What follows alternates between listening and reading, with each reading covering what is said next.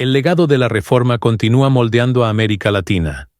Crecí en Latinoamérica, en un país donde apenas el 4 o 5% de la población era protestante. También era una época y un lugar donde el protestantismo se entendía casi exclusivamente como oposición a todo lo católico, y donde la mayoría de los católicos sabían muy poco sobre los protestantes, más allá de que eran herejes. La mayoría de mis compañeros de secundaria eran católicos de forma muy superficial, pero otros eran muy devotos, y una de las manifestaciones de su devoción fue que se persignaron al saber que yo era protestante. En el primer capítulo de su libro Mañana, el teólogo hispano Justo González relata a sus lectores sus experiencias como miembro de una minoría religiosa. Su historia, lejos de ser un caso único, fue la experiencia religiosa común de los latinoamericanos. No sorprende que los teólogos hispanos compararan el crecimiento del protestantismo o la fe evangélica en Latinoamérica durante la primera mitad del siglo XX con la sociedad alemana en la época de Martín Lutero, el reformador. A diferencia de Alemania, el protestantismo en Latinoamérica no surgió desde dentro, sino principalmente a través de un proceso de adaptación impulsado por causas externas. Algunas de estas causas fueron los esfuerzos de los misioneros visitantes de Inglaterra y Norteamérica a finales del siglo XIX, y la influencia del movimiento pentecostal, con sus reuniones de avivamiento. No es mi propósito hablar de Lutero ni de su papel durante la Reforma. Lo que me gustaría destacar es que la Reforma promovió cambios en la Iglesia y la sociedad que enfatizaron la importancia de la inculturación del Evangelio, el proceso mediante el cual éste se arraiga en una cultura específica. La traducción de la Biblia del latín al alemán y la vernacularización de la liturgia de la misa son dos ejemplos concretos de este proceso. 500 años después de las 95 tesis de Lutero, la sociedad latinoamericana reconoce al protestantismo como un importante movimiento sociocultural y religioso que ha beneficiado significativamente a la cultura hispana. Permítanme destacar dos puntos clave. En primer lugar, la religión ha desempeñado un papel central en la sociedad secular de Latinoamérica, lo que se refleja en el hecho de que, durante varias décadas, la mayoría de los países tuvieron una religión de Estado, el catolicismo romano. Actualmente, solo Costa Rica la tiene. En segundo lugar, los colonizadores europeos impusieron violentamente su religión a los pueblos indígenas. En este sentido, el fomento de la diversidad religiosa y la libertad de expresión fue una de las principales contribuciones del protestantismo a Latinoamérica. El nacimiento de un movimiento contracultural. Debido a que el catolicismo romano estaba demasiado arraigado en la sociedad latinoamericana, resulta difícil estudiar solo el protestantismo. Este último fue un contramovimiento del primero. Si bien la Iglesia Católica en Latinoamérica tenía sus raíces en España, el movimiento protestante provino de Inglaterra y Estados Unidos.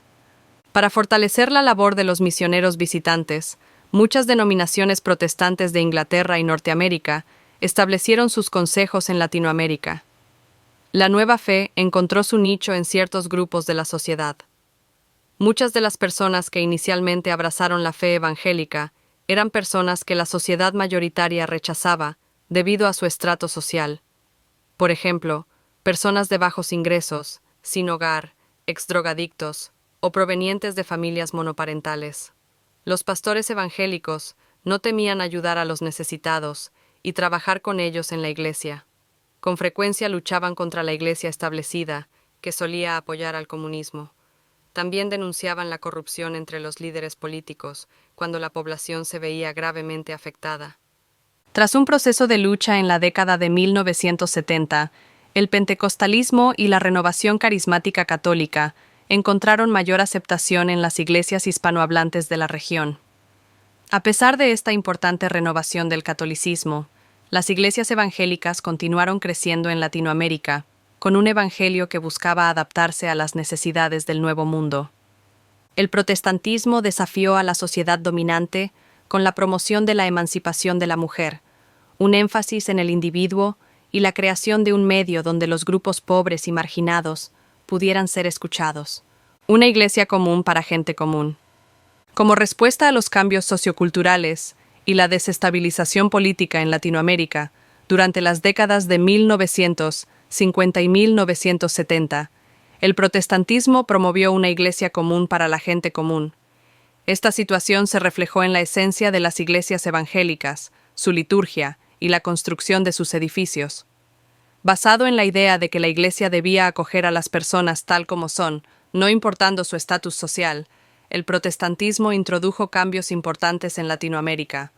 Por ejemplo, cuestionó el clasismo promovido por la Iglesia Católica, otorgó mayor libertad en cuanto a las obligaciones religiosas de los miembros de la Iglesia y promovió un evangelio más personal.